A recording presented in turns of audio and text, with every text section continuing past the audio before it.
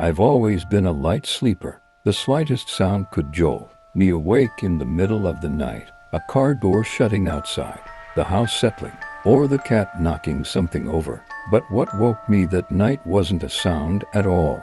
It was a feeling, a presence. My eyes snapped open to the darkness of my bedroom. The digital clock on my nightstand glowed 3:17 a.m., casting a faint red light that did little to pierce the shadows. I lay perfectly still, listening. Even the usual creaks and groans of the old building were absent. But something was different. The air felt heavy, charged, like the atmosphere before a thunderstorm. That's when I noticed the bedroom door was open. I always close my door before going to bed, always. My breath caught in my throat as I stared at the rectangular void of deeper darkness. Was it my imagination, or was something moving in the hallway beyond? A subtle shift in the shadows, perhaps. The rational part of my brain tried to dismiss it, a trick of tired eyes. Nothing more. But then I heard it. Breathing. Not mine. Slow, deliberate breaths, slightly raspy, coming from the corner of my room. My skin prickled with goosebumps as I realized with absolute certainty that I was not alone. Someone or something was standing in the darkest corner, watching me. I couldn't move, couldn't scream. My body was frozen in primal terror as my eyes strained to make out the figure I knew was there but couldn't quite see.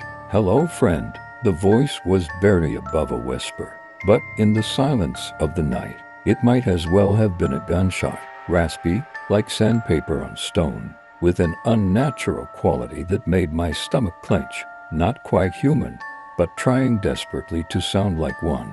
"I've been watching you sleep for such a long time." My heart hammered against my ribs so violently, I thought it might burst. I wanted to run, to scream, to do anything but lie there helplessly, as the thing in the corner slowly, ever so slowly, took a step toward my bed. In the dim red glow of the clock, I caught a glimpse of it, tall and thin, too tall for the ceiling. Its body bent awkwardly to fit in the room. Its limbs were round, too long, too many joints. And its face? God, its face, where features should have been, there was only a smooth, pale expanse. Lipless gash stretched across the lower portion of its face, filled with too many teeth arranged in no pattern nature would design. "Won't you say hello back?" it asked, taking another step closer. The floorboard creaked beneath its weight.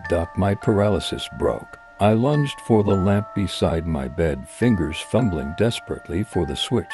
Light flooded the room, and I whipped my head toward the corner, ready to face whatever horror awaited me. Nothing.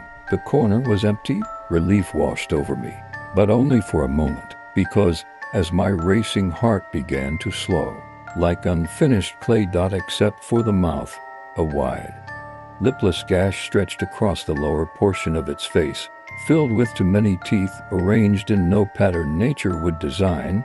"Won't you say hello back?" it asked, taking another step closer. The floorboard creaked beneath its weight. My paralysis broke. I lunged for the lamp beside my bed, fingers fumbling desperately for the switch.